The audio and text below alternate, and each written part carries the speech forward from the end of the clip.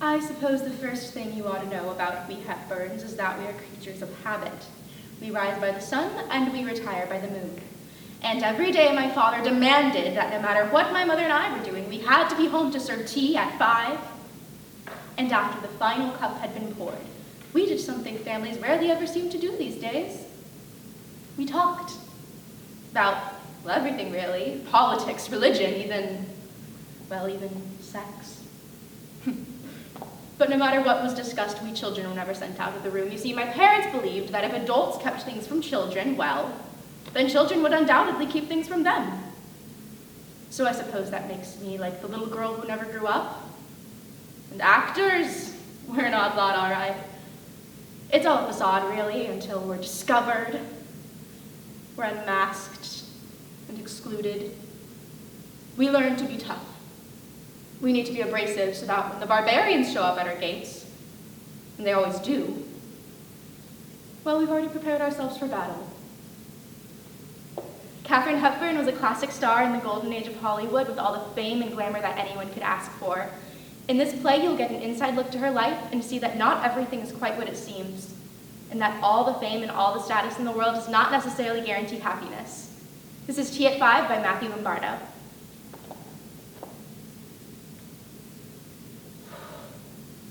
When I was 14, Tom and I went to stay with Aunt Mary in Greenwich Village during Easter vacation, and she took us everywhere imaginable. On the night before we were to leave, she took us to see, it was a Connecticut Yankee at King Arthur's Court. Tom and I really enjoyed going to the cinema together. And when we had returned to Auntie's townhouse, she put a pot on the stove for hot cocoa, but Tom wasn't interested.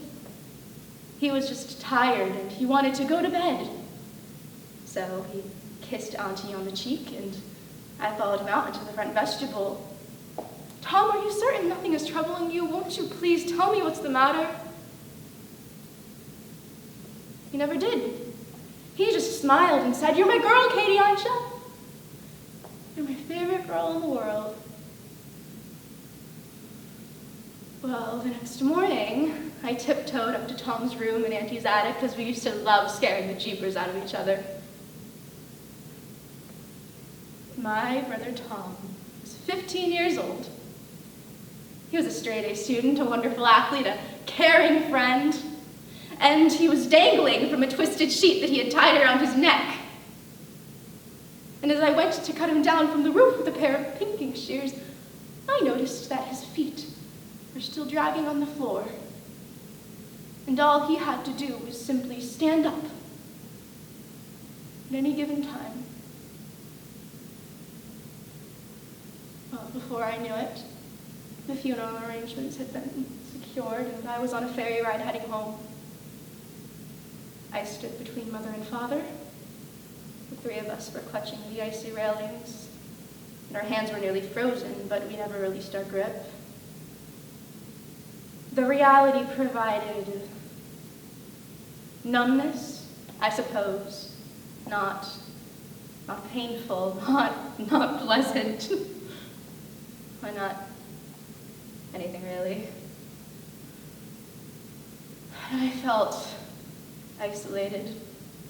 I was completely despondent. Tragedy had ripped my childhood from me, and I was forced into the adult world, and it was terrifying. When I finally returned to school, no one wanted to console me, students, teachers. No less even mention the incident. You see, my brother Tom, he had a secret. He had a terrible aching crush on another student at school. A boy. And when he had finally found the courage to declare his feelings, they were not well publicized. But everybody knew.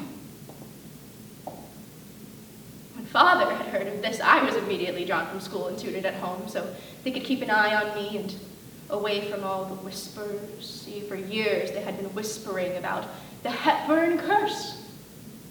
Well, Tom was not the first in our family to have committed suicide. No, there were others.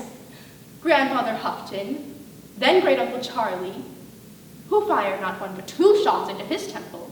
Uncle Sewell, and then only a week after Tom's death, why, Father's brother hurls himself out the 3rd floor of his Gramercy Park townhouse, impaling himself on the spiked fence below.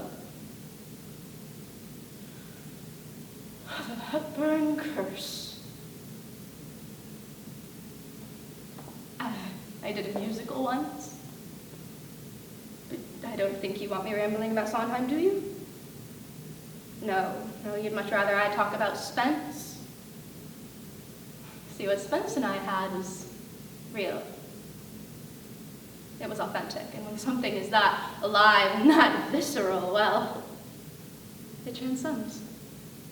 And that is what people saw in every one of the 9 films that we did together. And I never got tired of watching Spence work, never.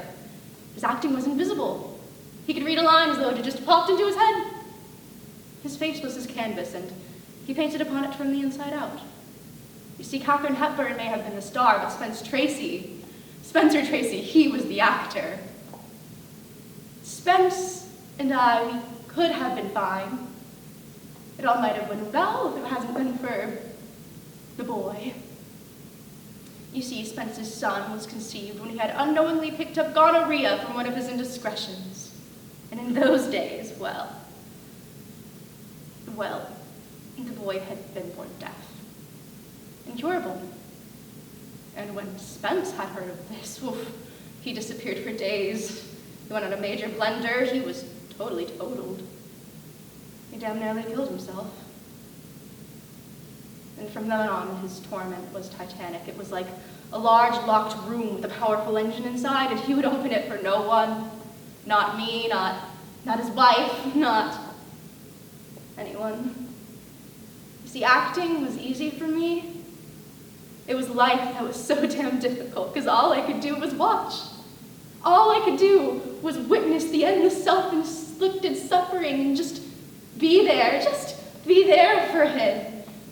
And in doing so, I realized that this man, the great Spencer Tracy, he needed me. And there is nothing more attractive to a woman than a man who so desperately needs her. Why did I stay with you, Spence? Was it to keep some flame of a facade burning for the public to see when in private you had snuffed out our passions just as quickly as they had began? I was either never enough or just too damn much. Stop talking, Kate! You're too loud, Kate! You wanted to change everything about me, so why did I stay? Shut your mouth, Kate! You're too loud, Kate! And I would cower and apologize and sit at your feet like a lapdog. Stop crying, Kate! All those times with the demons, it was me who delivered you back to sanity, quieting your shame, cleaning up your mess, and I tried to run from your mess, but your mess would always bring me back until I had to quit my career altogether. How I humiliated myself for you, sitting on those filthy hotel room carpets, banging until your door, until my hands were raw with pain. Please, Spence, let me inside, please. Tom, tell me what's the matter, please. Please.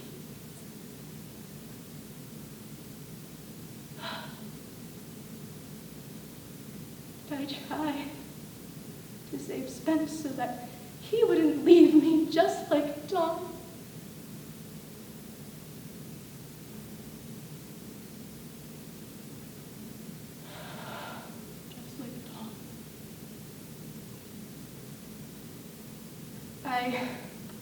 I never believed in having it all.